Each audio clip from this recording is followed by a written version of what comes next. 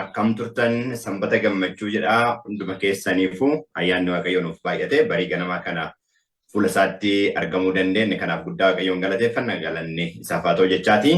Sagantaa guyyaa kanaa dubbii guyyaa kanaa kan nuuf qoodeetiin jedhu obboleessa keenya ta'a. Haaluma keessa jirru keessatti haala nu mijatee macaafa qulqulluullee baafata.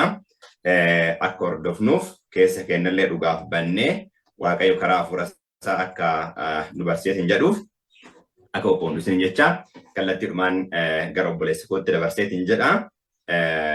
Isaaf hafuura qulqulluu fi gadhiiseetiin jedha. Tole ayyaanni araarri waaqaa hunduma keessaniif iyyuu haa baay'atu jecha akkam jirtu galanni waaqayyoo abbaa keenya isa waaqarra jiraatuuf karaa gooftaa keenya ilma isaa Yesuus Kiristoosiin bara baraan isaaf haa ta'u.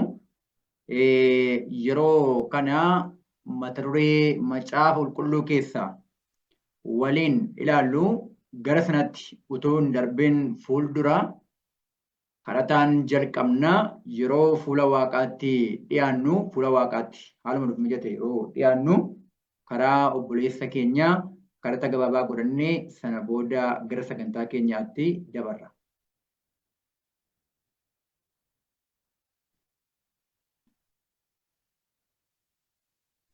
Tole guddaa si galateeffannaa ulfina daanfame si dhiyeessina waaqayyo abbaa keenya ganama sanbataa ganama sagadaa kanatti uumama uumteef ilma kee wajjin boqonnaa addaa dhala namaatti mul'ifte.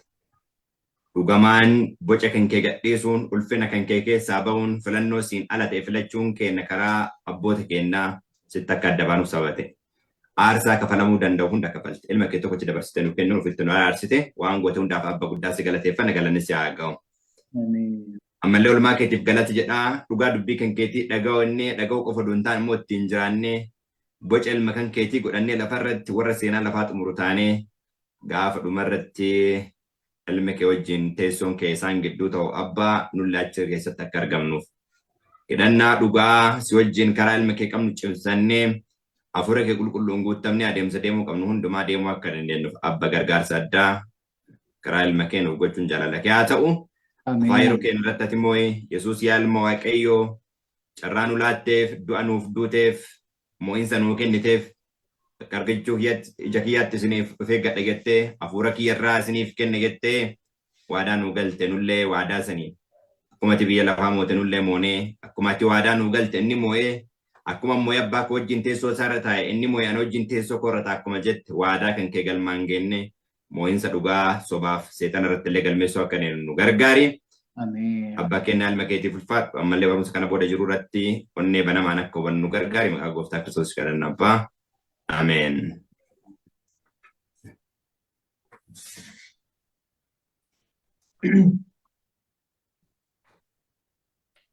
Tole waaqayyoon guddaa galateeffanna.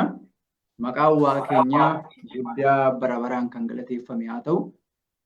Mata dureen yeroo kana waliin ilaallu mata duree waaqayyoof ulfina kennuu kan jedhu waliin ilaalla. Waaqayyoof ulfina kennuu kan jedhu waliin ilaalla.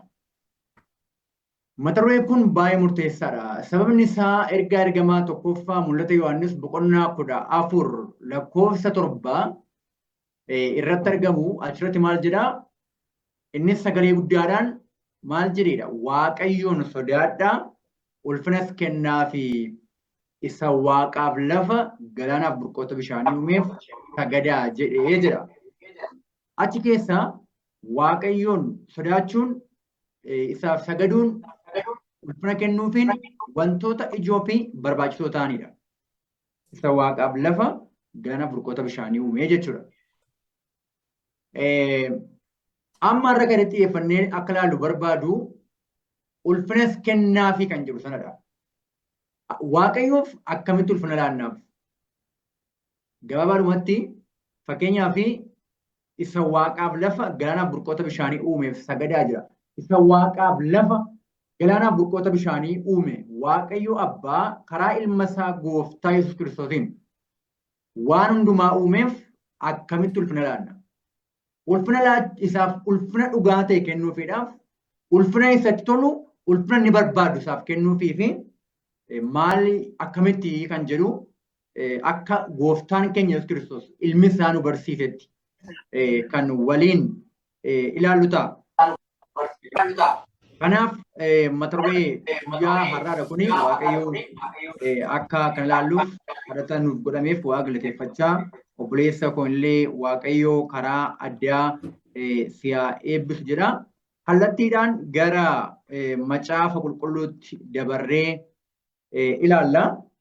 Macaafni qulqulluun waa'ee kanaa yeroo ilaallu tokko bakka sadiitti baafnee akka ilaallu barbaada. Innis Waaqayyo ulfina kennuu kana keessatti jalqabuma Waaqayyo abbaan ilma isaaf ulfina kenneera yookiin ilma isaa ulfeesseera. Inni kan biraan ilmi Waaqayyoo Yesuus Kiristoos abbaa isaatiif ulfina kenneera. Nummoo ulfina sana fudhannee akkuma ilmi isaa abbaa isaaf ulfina kenne fakkeenya ilma isaa jiraachuudhaan biyya lafaa kanarratti abbaadhaaf ulfina kennuu akka qabnudha. Mee abbaan ilma isaa ulfeesseera kan jedhu waa ilaallee gara isa kanatti deebina. Wangeela Yohaannis boqonnaa 12 lakkoofsa 28 irratti maal jedha? Akkeedha. Yaa abbaa maqaa kee ulfeessi guddisii jedhe Kiristoos Yesuus. Yaa abbaa maqaa kee ulfeessi guddisii jedhe. Yommuu sagaleen tokko waaqarraa dhufee raawwadhee ulfeessee guddiseera. Si'achis nan ulfeessaa nan guddisas jedhee jira. Okay. Abbaan yeroo Kiristoos ilmi isaa cuuphamee bishaan keessaa ba'e ilma isaa ulfeesseera. Amma immoo yeroo Kiristoos maal jedhe? Maqaa kee ulfeessi guddisi yeroo jedhe ammas maal jedhe? Raawwadhee ulfeessee guddiseera. Si'achis nan ulfeessaa nan guddisasii jedhe. Kun dubbii murteessaadha. Abbaan ilma isaa ulfeesseera. Ilma isaaf ulfina kenneera. Okay. Wangeela Yohaannis boqonnaa 1 lakkoofsa 14 Yohaannis maal jedhee yeroo jalqabaa wangeela barreessuu jalqabe maal jedhu dubbate lakkoofsa 14 sagalichis nama foonii ta'ee nu gidduus buufate. Ulfina isaa isa ayyaanaaf dhugaadhaan guutes argine. Ulfinni isaas isa ilmi tokkichi abbaa isaarraa argatu turedha. Yohaannis ijaan argine jedhaa jira. Ulfina ilmi tokkichi abbaa isaarraa argatu maal gooneedha? Ijaan argine jedhe.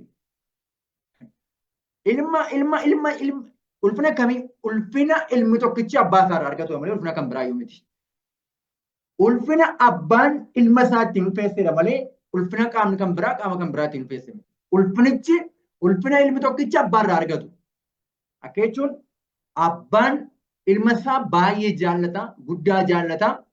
Kan qaamni kan biraan qaama kan biraa ulfeessu caalaayyuu kan abbaan ilma isaa ulfeessu caala waan ta'eef ulfinichi ulfina ilmi abbaarraa argatu turee jira.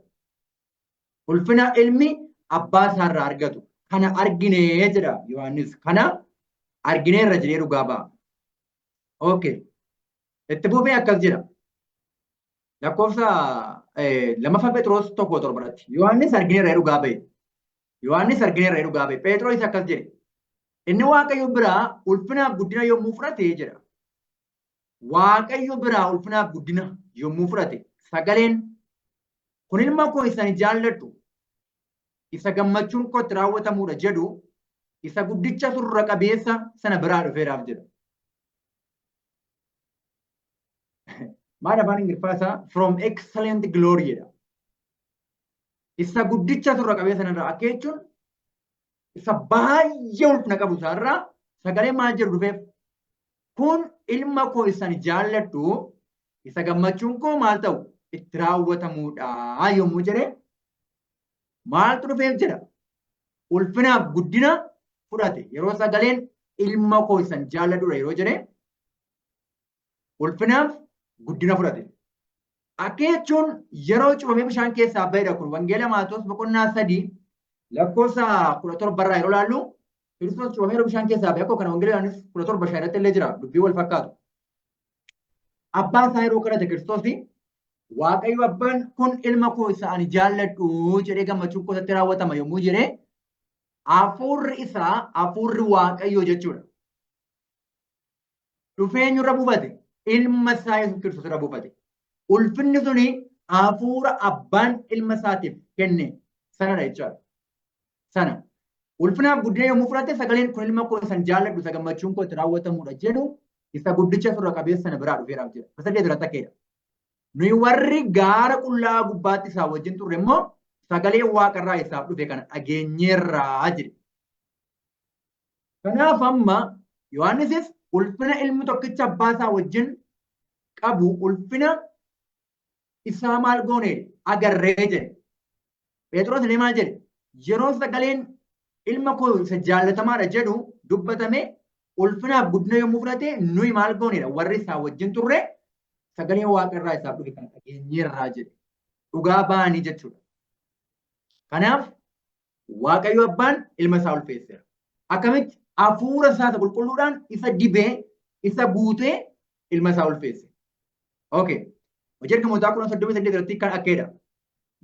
Waaqayyo jedha Waaqayyo Yesuus nama Naazreet kana hafuura qulqulluudhaan dibee humnaan akka isa guute. Inni naanna'ee hojii gaarii akka hojjete. Seexanaan kan cunqurfaman akka fayyise Waaqayyo isaa wajjin akka tures beekamaadha. Waaqayyo hafuura isaa qulqulluudhaan dibee isa guutee isa ulfeessee isaa wajjin ture. Gaafa samiitti ol ba'es saduraara kan caalu maal ta'e lubummaa hangafa lubummaadhaaf yeroo dibame ulfina guddaa argate jechaadha. Ulfina guddaa argate. Waaqayyo abbaan hafuura isaatiin ilma isaa dibee isa ulfeesse. Hojii ergamootaa 3:13 irratti illee maal jedha? Isin Yesuusin Phiilaaxoositti dabarsanii laattan. Yeroo inni isa gadhiisuuf murtoo godhettis fuula yaa'ii isaa dura dhaabattanii isa gantan. Waaqayyo inni kan Abrahaam, kan Yisihaaq, kan Yaaqoobis, Waaqayyo abaabilii keenyaa garuu hojjetaa isaa kana ol isa qabeeredha. Afaan Ingiliffaa maal jedha? Glorified jedha. In ulfeessee jedha.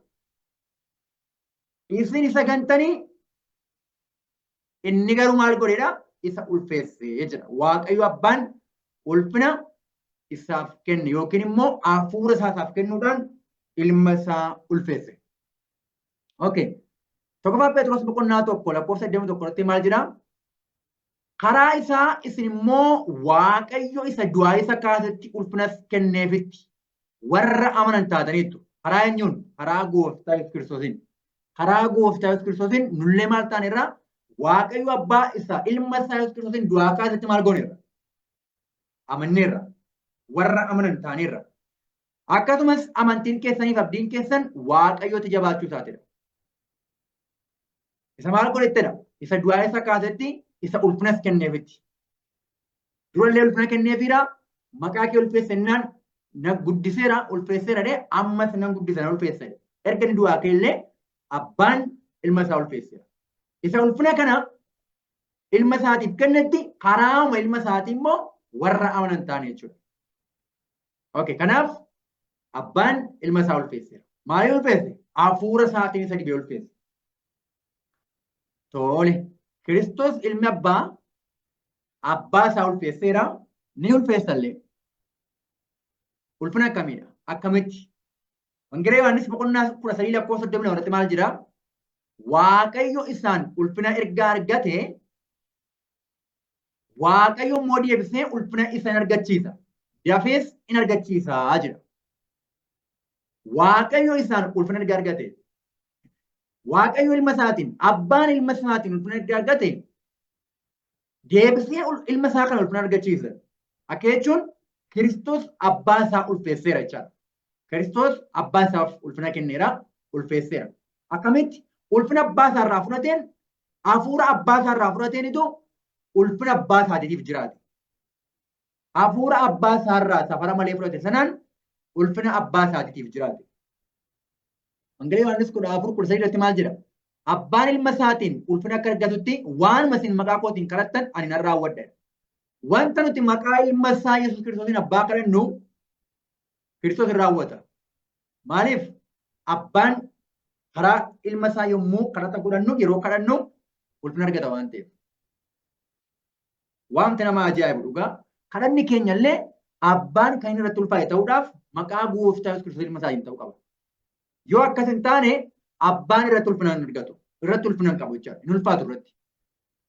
Kanaaf abbaan ilma isaatiin ulfina akka argatutti waanuma isin maqaa kootiin kadhattan hin raawwadha. Kadhanni keenya maqaa Yesuus Kiristoosiin ta'uu qaba. Yeroo sana Kiristoos hin raawwata.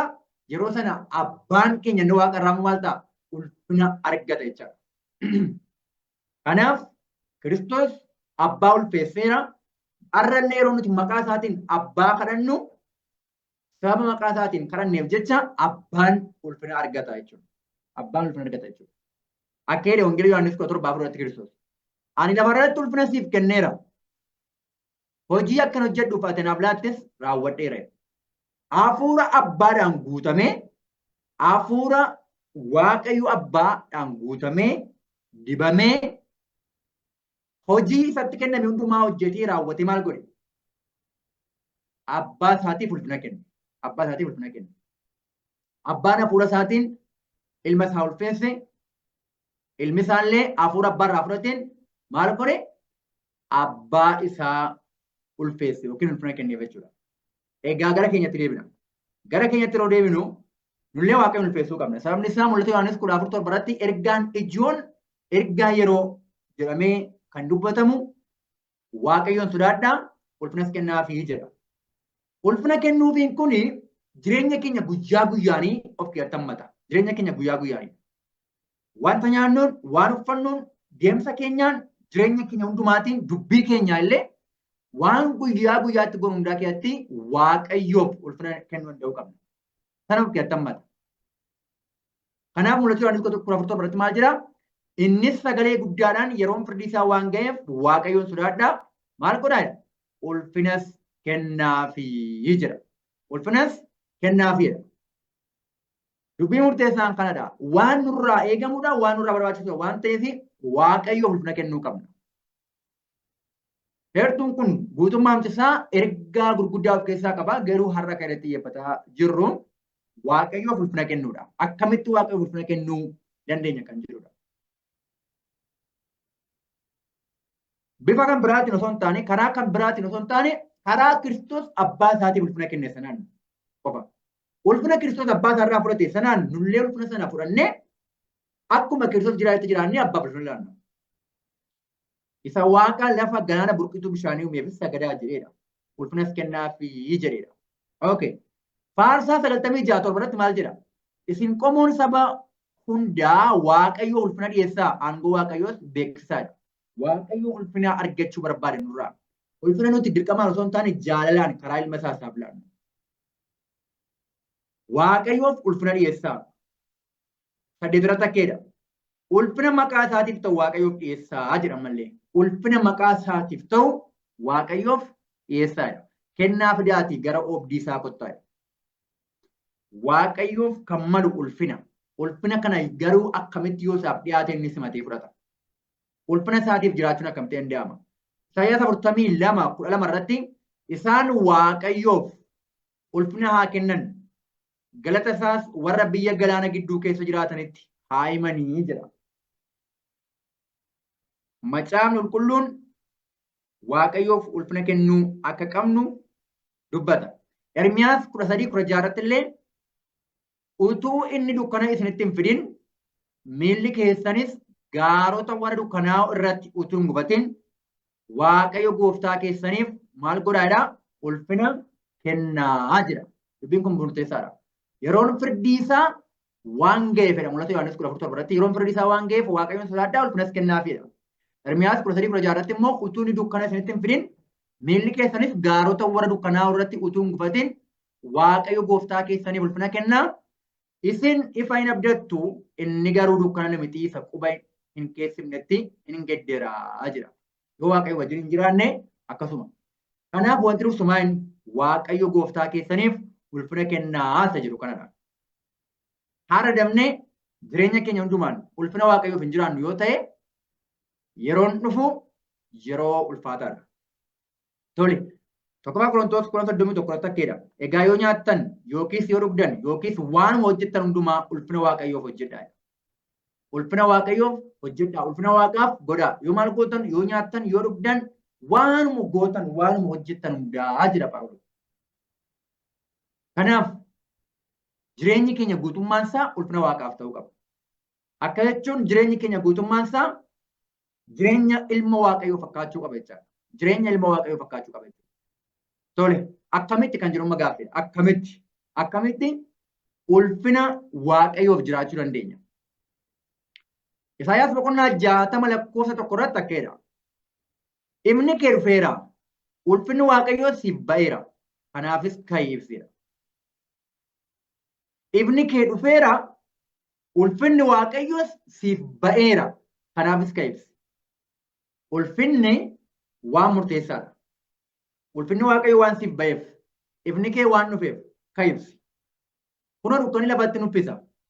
Dukkanni limixinii saba lafarraa hin dhoksa. Siif garuu ifni waaqayyoo hin ba'a. Ulfinni isaas sirratti hin argamedha. Jireenyi keenya ifuudhaaf, kaanee ibsuudhaaf, ulfinni waaqaa nurratti argamuu danda'u qaba. Kanaaf ka'ii ibsii jedha. Ka'ii ibsiidha. Ka'ii ibsiidha. Okay. Kiristoos iddoo tokkotti maal jedhee? Wangeela Yohaannis boqonnaa 5:7 fakkaata. Maal jechuudha? Namoonni hojii keessan isa gaarii arganii abbaa akka galateeffataniif ifni keessa yeroo hundumaa maal haa ta'u? Haa ifu yookiin ifaa ta'ee haa eegamuu jedhe. Yeroo hundumaa haa ifu ibsaan keessanii jedhe. Maal ta'uudhaaf? Namoonni hojii keessan isa gaarii arganii maal akka godhaniif? Abbaa akka galateeffataniif. Namoonni hojii keenya isa gaarii arganii abbaa akka galateeffataniif ifni keenya yeroo hundumaa namoota irratti maal ta'uu qaba? Ifuu qaba. Akka jechuun ulfinni waaqaa yeroo hundumaa nurraa mul'achuu qaba jechuudha. Nurraa mul'achuu danda'uu qaba jechuudha. Baay'ee gaarii. Okay. Waa'ee ulfina kanaa ammallee itti fufnee ilaalla. Akkas jedha Wangeela Yohaannis 7:2 akkuma nuyi tokko taane isaanis tokko haa ta'aniif. Ulfina naaf kennite isaaniif kenneera Kiristoos. Amma eenyu feenya tokko asumarraa yeroo ilaallu akkuma nuyi tokko taane guutummaa Wangeela Yohaannis boqonnaa 17 kuni harata gooftaan Yesuus Kiristoos ilmi abbaa isaa kadhateedha. Abbaa isaa kadhateedha. Akkuma anaafati tokko taane jedhe. Lakkoofsa 11 irratti jira kun yeroo duuba deemnee ilaallu. Aniifata akkuma tokko taanedha. Deddeebina irratti maal jedhee akkuma nuyi tokko taanedha. Namoonni yeroo baay'ee kana maal jedhu? Akkuma nuyi tokko taane yommuu jedhu sadan keenya akkuma tokko taane jechuu isaatii jedhanii waanuma barraa'in jiratti dabalee dubbatu. Garuu maal jedhaadha? Akkuma aniif ati tokko taane jedhaadha Kiristoos ifaadhumatti. Abbaa fi ilmi akkuma tokko taane isaanis tokko haa taaniif nullee akka tokko taanuuf. Ulfina naaf kennite isaaniif kenneera. Amma akkuma abbaa fi ilmi tokko ta'anii nullee walii keenya wajjin tokkummaa qabaachuudhaaf abbaa fi ilmaa wajjin tokkummaa qabaachuudhaaf maal qabaachuu qabna? Ulfina waaqayyo abbaan ilma isaatiif kenne Kiristoos immoo nuuf kennu sana fudhachuu qabna. Kanaaf maal jedhe Kiristoos?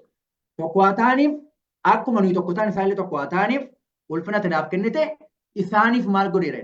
Kenneeraa jedhe.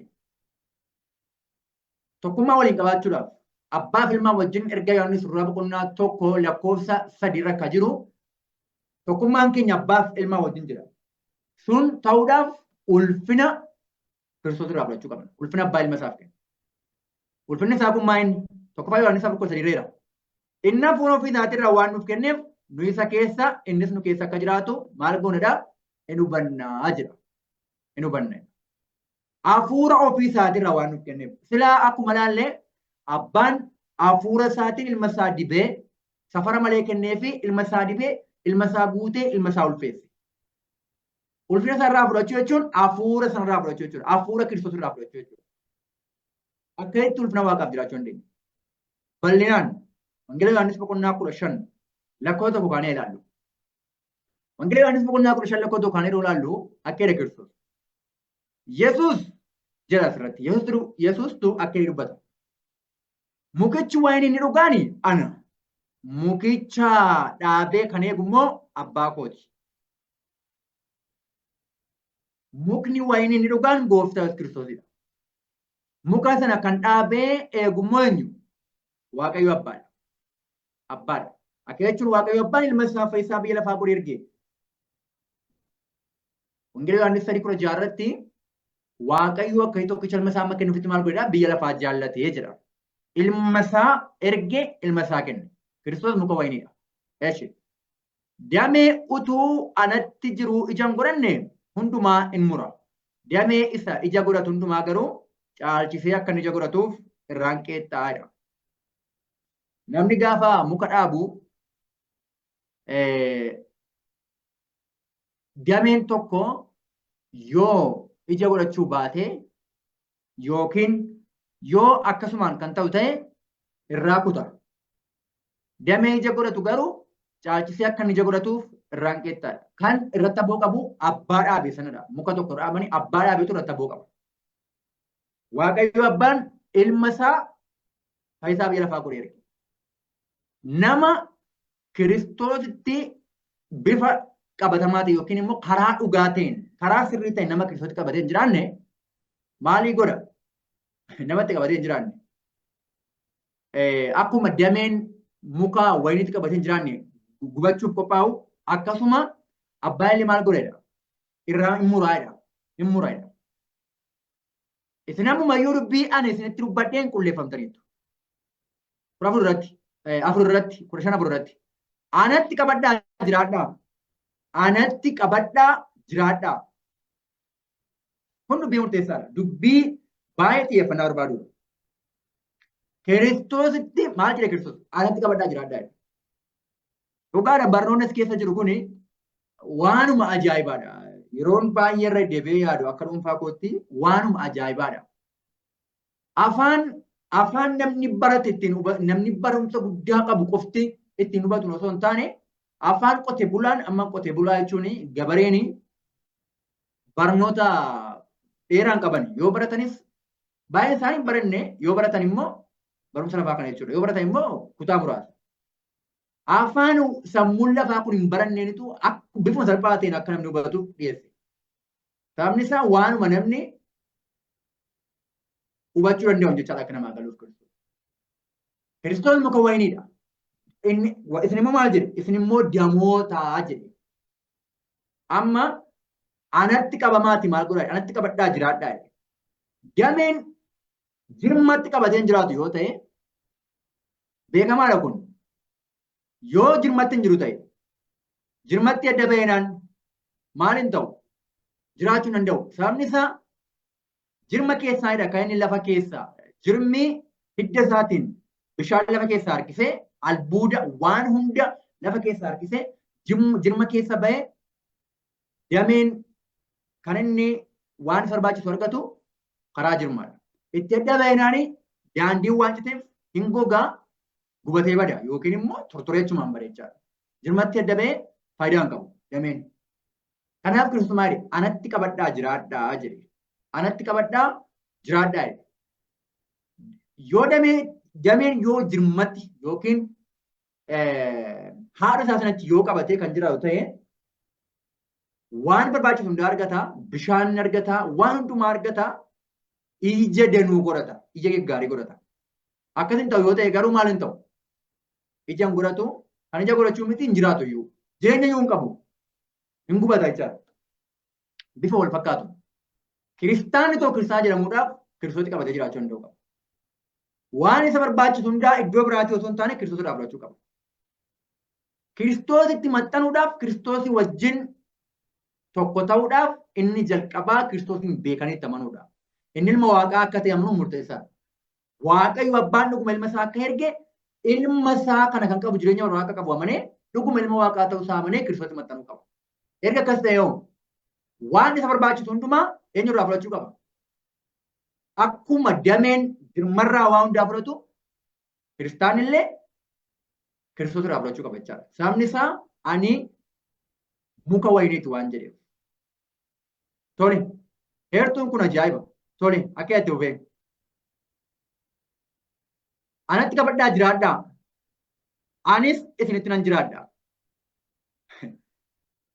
Amma akkuma damee fi jirmi walitti addan baanii walitti qabatee jiraatu akkasuma anatti qabadhaa jiraadhaa. Anis isinitti nan jiraadhaa. Akkuma dameen muka wayinichaatti qabatee yoo jiraachuudhaa baate ofiin ija godhachuu hin dandeenye isinis anatti qabattanii yoo jiraachuudhaa baattan ija godhachuu hin dandeessanii jedha. Maa inni ija hojii hafuuraa Galaatiyaa boqonnaa 5 irra jiru maal jechirratti ija hojii foonii fi ija hojii hafuuraa jira. Isaanis maal fa'i? Ija hojii hafuuraa hafuura qulqulluu kan ta'anii ijoota hojii hafuura qulqulluu kan ta'an ija hojii hafuuraa yeroo baay'ee akkasumatti ija hojii hafuuraa dubbatamu. Achirratti hafuura lamatudha. Hafuura lamadha kan tuqamee jiru. Galaatiyaa boqonnaa 5 keessa. Ija hojii fooniif hafuuraadha. Iji hojii hafuuraa hafuura qulqulluun kan gaggeeffamu nagaa, jaalala, gammachuu isaan kunneen hundumtuu obsa kanneen hundumtuu ijoota hojii hafuura Kiristoosidha. Kiristoos hin obse, Kiristoos amantii guutuu qabaate, Kiristoos jaalala guutuu qabaate, gara laafessa, garraamii, obsa qabeessa. Kanneen namarraa mul'achuudhaaf, amala Kiristoos qabaachuudhaaf dirqama Kiristoos qabatee jiraachuun murteessaadha. Kiristoos qabatanii yoo hin jiraanne garuu akkuma dammeen jirma isaatti yoo adda ba'e jireenya hin qabne namni jireenya hin qabu. Qooda hafuura Kiristoos gaggeeffamu waan biraatiin gaggeeffama. Hafuura kan biraan gaggeeffama. Qooda ija barbaachisu ija hafuuraa naqachuu ija hafuura seexanaa naqachuu ta'a jechaadha. Tole. Itti fufee akkas jedha. Anatti adda baatanii maal gochuu dandeessan jedha. Waa gochuu dandeessanidha. Anatti qabattanii yoo jiraachuudhaa baattan ija godhachuu dandeessan.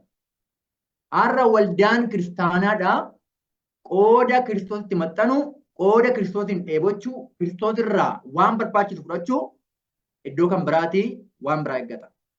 Asirratti cimsinee dubbanna asirratti. Dhugaa dubbachuudhaaf hafuura waaqaa malee kitaaba raajii kan jedhu sababni waldaan du'a kufaatii gogiinsa hafuuraa sababni jiruuf maaliifidha? Du'i hafuuraa, kufaatiin hafuuraa, gogiinsa hafuuraa iddoo jiru maaltu hin jiru? Hafuura qulqulluutu hin jiru. Sababa hafuura qulqulluun hin jirreef, sababa hafuura Kiristoos hin jirreef waldaa keessa gogiinsa hafuuraa, du'a hafuuraa, kufaatii kanneen hundumtuu jiraadha. Amma yoo hafuura dhugaa hin jiraanne hafuura xuraa'aa jira. Faallaa guddina waldaa kufaatii waldaa yookiin kufaatii hafuuraa ta'a. Kun rakkinni isaa maali? Waldaan ija ishee Kiristoos irraa kaasuudha. Isin damoota dheera Kiristoos. Isin damoota dheera. Dameen jirma isaarraa waan hundaa fudhata malee iddoo biraatii waan fudhatu hin qabu. Iddoo biraatii waan fudhatu hin qabu. Dameen jirma isaarraa waan hunda fudhata. Kiristaanillee Kiristoos irraa waan hunda fudhata. Yoo akkas ta'e qofa jireenya hafuuraa, guddina hafuuraa qabaachuu danda'a. Kiristoos irraa hin eeggannu yoo ta'e waan kamiyyuu akka waldaa kiristaanaatti namni kamiyyuu eebba hunda addumaan hafuura qulqulluudhaa isa sila ulfina jennee jalqabne sana Kiristoos irraa yoo fudhannu ta'e jireenya hin qabnu qooda ija naqachuu akkuma dameen maal ta'u dubbii kan akkuma macaafa qulqulluun jirutti hin dubbanne. Gubatee badeedha. Namni Kiristoositti hin qabannee gubatee bada. Kiristoos waa'ee muka wayiniidhaaf yookiin waa'ee biqilaa lafaa kanaaf dubbate osoo hin taane fakkeenya sanaanitu waa'ee keenyaaf dubbate waan ta'eef numa irratti hojiirra oola. Dameen jirmatti qabatee yoo hin jiraanne akkuma gubatee badu akkasuma Kiristoos qabannee yoo hin jiraanne hinduuna gubannee banna boodarra. Sababni isaa jireenya waan of keessaa hin qabneef jechuudha. Waan nu barbaachisu hundaa Kiristoos irraa fudhachuu qabna. Iddoo biraatii hafuura eeggachuu hin qabnu. Kana cimsinee dubbanna. Iddoo biraatii hafuura eeggachuu hin qabnu. Iddoo biraatii humna eeggachuu hin qabnu. Gara macaafa qulqulluutti deebi'a. Macaafni qulqulluun akkeedha. Yoo irratti qabattee jiraattan malee homaa gochuu dandeessan jedha. Lakkoofsa 5 irratti akkeedha. Ani muka wayinichaa jedha. Isa lakkoofsa 1 irratti dubbatee irra deebi'ee jedhaadha. Ani muka wayinichaati. Isin immoo damoota isaati. Inni irratti qabatee jiraatu anis isatti jiraadhu. Isa ija baay'ee kan godhatu. Anatti gargar baatanii waan tokkollee gochuu hin dandeessanii jedha. Kiristoositti qabannee jiraachuu danda'uu qabna. Akkuma dameen jirmatti qabatee jiraatu nuti isatti qabannee jiraachuu danda'uu qabna. Yoo akkas ta'uudhaa baate homaa gochuu hin dandeenyu. Jireenyi yoo hin jiru homaa gochuu miti. Jireenyi hin jiru. Okay. Baay'ee gaariidha. Kana kitaaba raajii akkas jedha. Kitaaba raajii Desire of Ages yookiin nama barootaa kan jiru fuulli 676 keessa lammaffaa irratti maal jira? Isa anatti qabadhaa jiraadhaa jiru kana maal jira? Abide in me and I in you kan jedhu kana anatti jiraadhaa anis isinitti kan jedhu kana. Abiding in Christ means a constant receiving of His Spirit, a life of unreserved surrender to His service. Dubbiin tijoon maalidha? Hafuura ofii isaatirraa yeroo hunda maal gochuudha? Fudhachuudha. Hafuura Kiristoosirraa yeroo hundaa fudhachuudha. Kun Kiristoositti qabatee jiraachuudha. Kiristoositti qabatanii jiraachuun kan inni ittiin mirkanaa'u, kan inni ittiin beekamu yeroo hunda hafuura isaarraa fudhachuudha. Biqilaan fakkeenya nuu ta'a. Biqilaan yoo bishaan dhabe hin goga. Biqilaan sun amma jirutti bishaan qaqqabuu qaba. Bishaan argachuu qaba. Bishaan yoo jiraate dameensaa hin lallisa yeroo hundaa ilaalchaaf illee namatti tola. Ija illee hin godhata. Yoo dameetti akka siree bane yoo dameetti adda ba'e jirmatti yoo adda ba'e garuu dameen jireenya hin qabu. Jireenya hin qabu. Gubatee yookiin hin bada walumaa gala. Dameen amma jirmatti jirutti yeroo itti jirmarraa bishaan hin fudhanne hin jiru. Jiraachuudhaaf dirqama itti fufuudhaaf jireenyi damee sanatti fufuudhaaf yeroon inni itti bishaan waan isa barbaachisu jirmarraa hin fudhanne hin jiru. Sababni isaa itti maxxanee waan jiruuf. Namni Kiristoos itti maxxanee jirullee yeroon inni itti hafuura Kiristoos irraa hin fudhanne hin jiru. Kanaaf kitaaba raajii constant receiving of His Spirit kan jiru. Constant dhaabbataadha. Al tokko fudhatee al tokko dhiisa miti. Yeroo hundaa fudhachuu qaba. Tole. A constant receiving of His Spirit. The channel of communication must be open continually between man and his God. Daandiin wal quunnamtiidhaa itti fufiinsaan yookiin yeroo hundumaa namaaf waaqa isaa gidduutti maal ta'uu qaba? Banaa ta'uu qaba. Yeroo hundaa kadhachuu qaba jechaadha namni. Waaqayyo abbaa kadhachuu qaba. Karaa ilma isaa Yesuus Kiristoosiin kadhachuu qaba. Ulfina abbaan ilma isaatiif kenne Kiristoos immoo akkuma nuyi tokko ta'an isaallee tokko haa ta'an kan jedhe sana ulfina sana akka fudhannuuf hafuura sanaan akka guutamnuuf yeroo hundaa banaa ta'uu qaba. Walquunnamtiin keenya. As the vine branch constantly draws the sap from the living vine, akkuma dameen muka wayiniidhaa yeroo hundumaa yookiin itti fufiinsaan muka wayinii isa jiraatu sanarraa waan isa barbaachisu achi irraa argatu, so are we to cling to Jesus. Kiristoositti maal ta'uu qabnedha? Kiristoositti maxxanuu qabnaadha. And receive from Him by faith the strength and the perfection of His own character. Amantiidhaanii isarraa maal fudhachuu qabna? Jabinaa fi guutuu ta'uu amala isaatii Kiristoos irraa fudhachuu qabnaadha. Kun dubbii baay'ee murteessaadha. Kanaaf Kiristoos jedha kitaaba Christ Object Lesson irratti amma amalli isaa waldaa isaa keessatti mul'atu eegaa jira. Amma amalli isaa waldaa isaa keessatti mul'atu. Gaafa amalli isaa waldaa isaa keessatti mul'atu warra kan isaa ta'an kana akka kan isaa ta'an beeksisuudhaaf hin dhufaadha. Fudhachuuf hin dhufaa jechuudha. Kun akkamitti amalli isaa akkamitti waldaa isaa keessatti mul'ata? Hafuura isaa yoo qabaate qofa namni.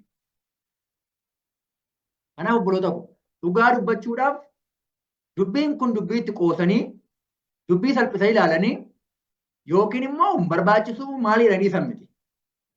Dhimma jireenyaa fi badiisaati. Dameen muka wayiniitti yoo hin jiraanne akkuma jireenya hin qabne namni Kiristoositti hin jiraanne namni Kiristoos irraa hafuura hin fudhanne jireenya hin qabu walumaa jireenya hin qabu. Dhimma jireenyaati kan hin jedheef kanaaf jireenya hin qabu. Foon yoo jiraate iyyuu karaa hafuuraa du'aadha jechaadha. Karaa hafuuraa du'aadha jechaadha. Gara gabaabsuutti yeroo fiduuf deemu maal jedhaa itti fufee lakkoofsa 6 akkeedha Wangeelii Yohaannis 15:6. Namni natti qabatee hin jiraanne akkuma damee sanaa hin gatama. In gogas damoota akkasiis walitti qabanii ibiddatti hin naqu. In gubatus jedha. Namni Kiristoositti qabatee hin jiraanne akkuma damee sanaa hin gatama, hin gogas. Namni Kiristoos irraa hafuura hin fudhanne akkuma damee jirmatti hin jiraanne sanaa hin gatama. Kun dubbii Kiristoosidha. Namni Kiristoositti qabatee hin jiraanne akka jechuun namni Kiristoos irraa hafuura hin fudhanne akkuma dameen yoo jirmatti edda gatamu hin gatama, hin gogas. Damoota akkasiis walitti qabanii ibiddatti hin naqu, hin gubatu jedha. Damoonni sun hin gubatu. Waaqayyo nu haa gargaaru. Namni Kiristoositti qabatee yoo hin jiraanne, Kiristoos irraa yoo hafuura hin fudhanne, Kiristoos irraa hafuura qulqulluu yoo hin fudhanne, jireenya hin qabu, hin gatama, hin goga. Damoonni akkasii ibiddaaf qophaa'a. Waan biraaf osoo hin taane dhaabbannaa keenya akka ilaallannuufidha. Dubbii macaafa qulqulluudha. Lakkoofsa torba takkeedha. Isin anatti qabattanii yoo jiraattan, dubbiin koos isin keessa yoo jiraate, waan feetan hin kadhattu isiniif hin taasisu. Waa'amti kadhataa inni waa'amti murteessaa illee kana. Anatti qabattanii yoo jiraattanidha. Waan feetan kan kadhattanii yeroo kadhattan kan inni isiniif ta'u iyyuudha. Waan feene kan kadhannu yoo Kiristoositti maxxannee jiraanne qofa.